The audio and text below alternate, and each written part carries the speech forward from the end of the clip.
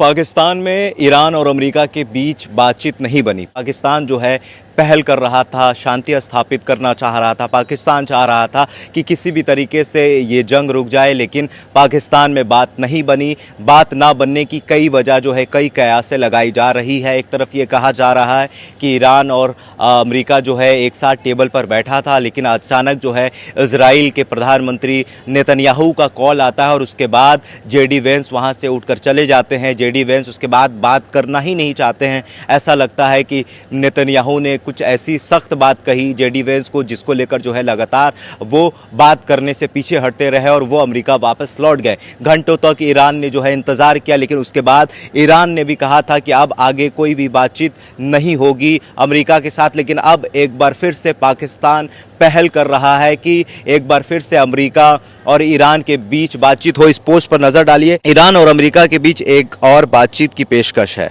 समय और स्थान को लेकर अभी कुछ तय नहीं है।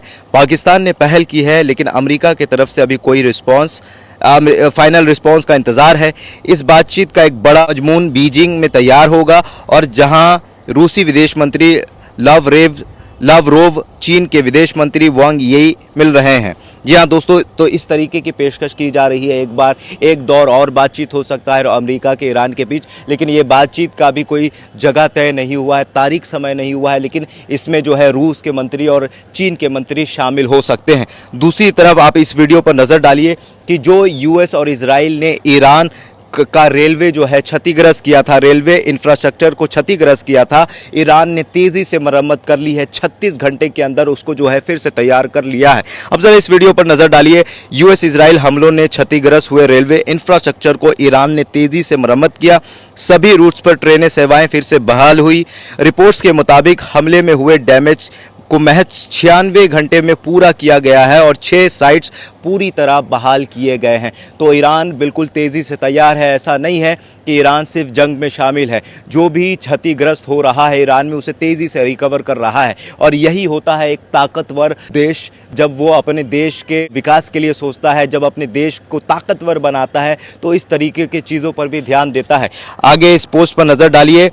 जब पाकिस्तान ईरान पहुंचा था तब क्या बातचीत हुई, क्यों ईरान पीछे हटा या अमेरिका पीछे हटा, इस पोस्ट पर नज़र डालिए। ईरानी डेलीगेशन के पास डील फाइनल करने का अधिकार नहीं था। उन्हें तेहरान जाकर ऊपरी नेतृत्व से मंजूरी लेनी थी, इसलिए हम पाकिस्तान से लौटे। हमने अपनी रेड लाइन साफ रखी है। अब गेंद ईरान के पाले में है। अगर ईरान चाहे तो सामान्य देश की तरह ट्रीट किया जा सकता है। ये बात जेडी वेंस कह रहे हैं। अब नेतन्याहू क्या कह रहा है, नेतन्याहू अपनी सफाई में क्या कह रहा है, इसको सुनिए और समझिए। अगर हमने समय पर कार्रवाई नहीं की होती तो इस्फहान, नतांज, फार्दो और बुशेहर की ऑस्टिविस, मस्तादेनक और सोबिबोर जैसे विनाशकारी शिविरों की तरह याद किया जाता।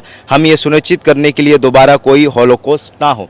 तो इस तरह की बात जो है कर रहा है। लेकिन देखिए कि किस तरीके से नेतन्याहू जो है वो लेबनान पर हमला कर रहा है, मासूमों की जान ले रहा है, लेबनान पर जो है बम बरसा रहा है, दाग रहा है, सिविलियंस को मार रहा है।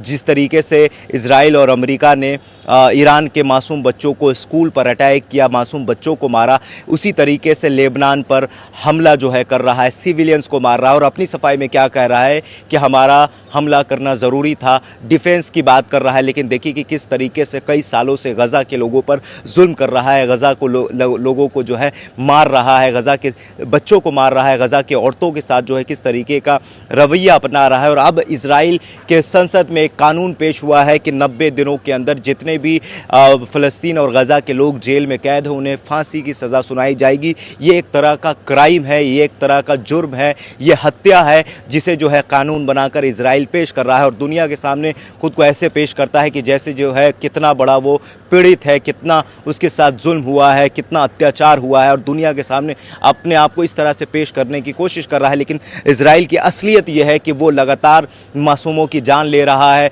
लेबनान में सिविलियंस को मार रहा है। और जब ईरान और अमेरिका के बीच में शांति स्थापित होने वाली थी, जब डेलीगेशन गया था और एक टेबल पर बैठकर बातचीत कर रहा था, उस दौरान भी जब 2 हफ्तों का सीज़ फायर हुआ था, 2 हफ्तों तक दोनों देशों ने ये खुद राज़ी हुए थे कि हम कोई भी हमला एक दूसरे पर नहीं करेंगे, और अभी तक ईरान ने कोई भी हमला नहीं किया है। लेकिन उसके बावजूद इजराइल लगातार जो है वो लेबनान पर हमला कर रहा है, लेबनान पर बम दाग रहा है, सिविलियंस को मार रहा है। बहरहाल इस खबर में इतना ही। जुड़ते हैं अगले अपडेट के साथ। बहुत बहुत शुक्रिया।